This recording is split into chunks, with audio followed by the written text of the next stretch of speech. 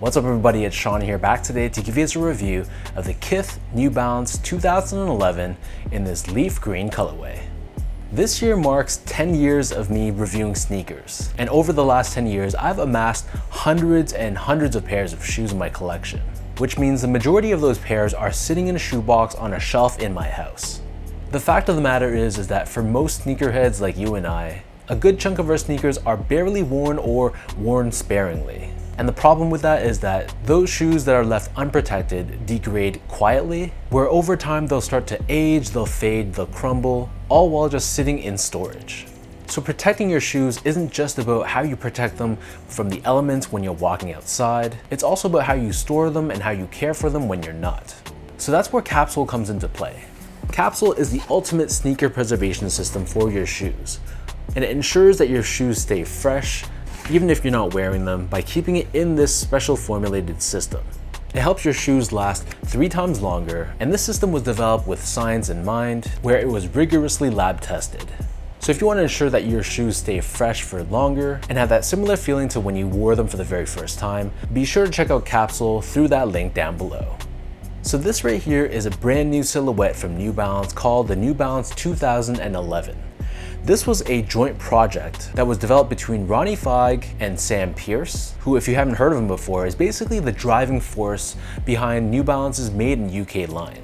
So the two worked together on this project for years. And why it's called the New Balance 2011 is because it pays homage to the year that both Kith was founded, as well as the very first Kith and New Balance collaboration, both of which happened back in 2011.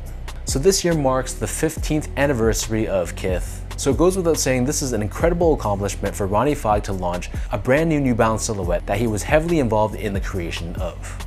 And this shoe released alongside 3 other colorways, along with a whole array of apparel, and this was to celebrate the opening of a brand new and permanent collaborative retail space with New Balance and Kith together, located in the Kith West Hollywood store.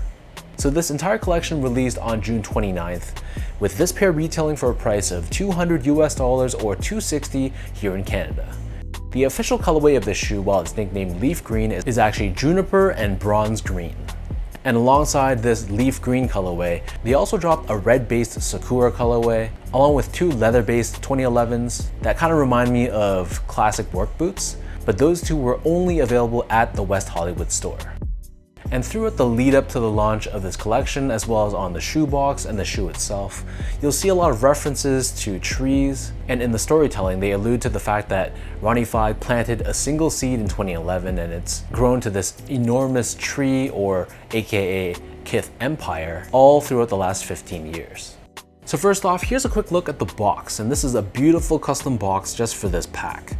So you can see, like I mentioned earlier, references to planting seeds and how it's grown to become a tree. You can see the number 15 in the middle here, referencing 15-year anniversary.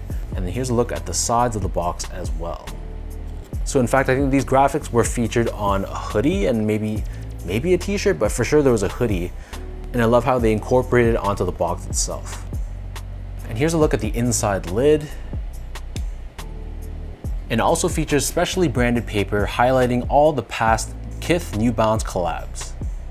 So as far as the shoe goes, jumping into the details, first off, even though the shoe was developed by Sam Pearce, whose work is most commonly tied to New Balance's factory in Flimby, England, this specific pair is made in Vietnam. So as you take a closer look, you'll see how the base layer of this shoe, this is crafted out of a beautiful green micro-pinched nubuck. So we have these tiny perforations all throughout. Underneath this, towards the edge, we have this reflective layer in green as well. Above this, towards the laces, we have this very soft green suede. Overlaid on both sides of the toe box, we have more suede done in this lighter shade of green. And then surrounding the front toe cap, we have another overlay of genuine suede. And again, this feels very soft to the touch. You run your fingers across it, you can see the suede changing colors, and it feels like it's a very good cut of suede. This same suede covers the quarter panel of the shoe. Stitched on top of this, we have the New Balance N logo, which is reflective and silver. Next to this, we have more of that perforated nubuck, along with more lighter green shaded suede. Covering the eyelets, we have this black colored TPU, and then surrounding the ankle collar area, we have more of that perforated green nubuck. We have this large suede overlay on the heel, and then on the lateral side deboss, we have the number 2011, We have this oval shaped cutout revealing this Kith branding, and then we have more of a classic green suede covering the top portion of the heel. In terms of laces, this pair comes with 3 different lace options. So the default lace that they come with is a flat green lace, which is a little bit darker. It does incorporate some reflective hits to it. And then they come with 2 other flat laces, which are a little bit more of a brighter green. Honestly, there's no real answer here. All 3 lace options to me look good. Underneath this, the majority of the tongue is crafted out of that perforated nubuck, just like we saw covering the toe box. However, we have more of a vibrant green suede covering the middle and the top of the tongue. And here you'll find Kith, New Balance, and 2011 branding debossed on the suede once again. The back of the tongue and the interior of the shoe, this is covered in this dark gray, almost black colored liner. And then for the insoles, nothing special here. This is just your basic foam insole. However, you'll see how the insole kind of has like a wood grain graphic to it. And featured on the heel, we have Kith 15th anniversary branding. So while the upper of the 2011 is brand new in design, the tooling of the shoe is actually taken from the original New Balance 2002, which was later on adopted on the New Balance 1890. So the midsole here is painted in this cream color. This is comprised out of New Balance's Absorb technology, which is one of their most used foams, and they also incorporate New Balance's Energy technology, which are these gel-like pillars which help with impact protection and shock absorption.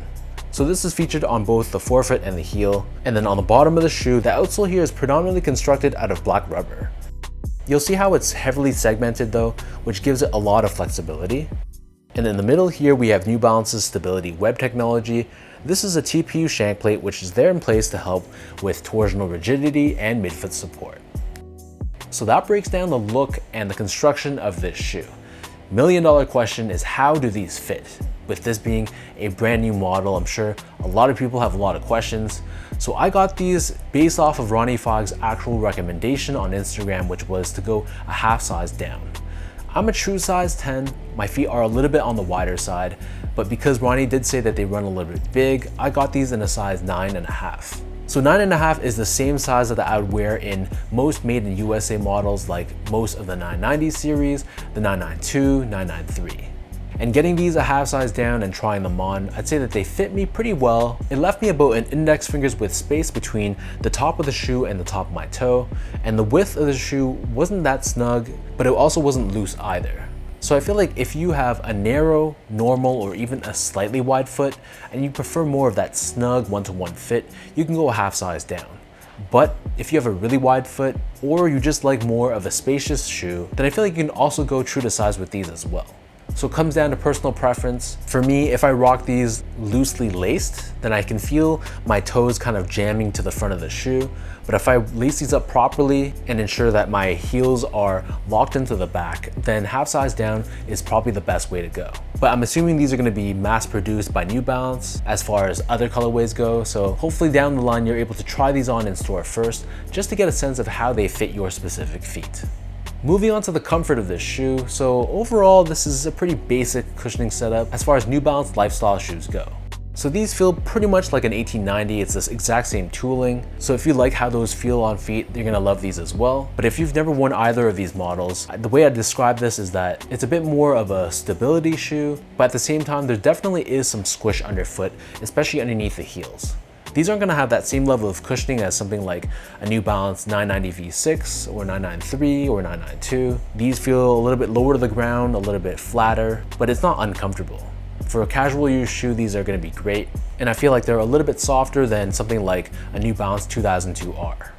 Finally, in terms of the quality and the craftsmanship, so this is where I thought the shoe really did a good job. Even though this is made in Vietnam, and I know sometimes New Balance's made in Asia shoes don't often have the best reputation, but I thought the quality of the materials were really solid. It uses a mix of nubucks and suedes, and this is all genuine materials. Nothing on this shoe feels overly synthetic or fake. There's no plastic coating on it. It just feels like it's a good quality shoe. The build on my shoe was also flawless too. The panels were consistently sized, the stitch job was good, free of glue stains. So yes, even though this is not made in England and it's not made in the US, I thought the materials and the overall build really impressed me for a made in Asia shoe, which I guess explains why it's priced at 200 USD. But if you put aside where the shoe is manufactured, I think what you're getting in hand arguably is worth the price that they're charging.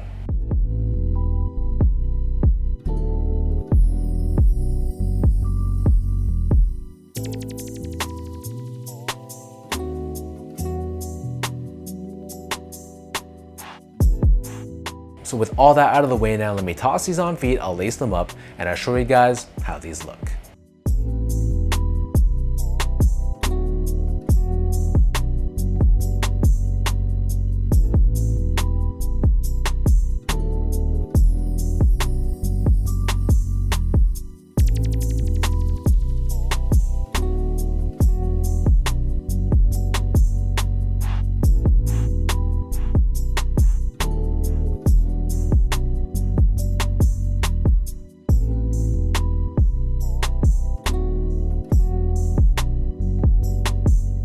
Overall, I think this is a very solid shoe. It's a great colorway. I just don't think that the design of the 2011 is really that big of a game changer.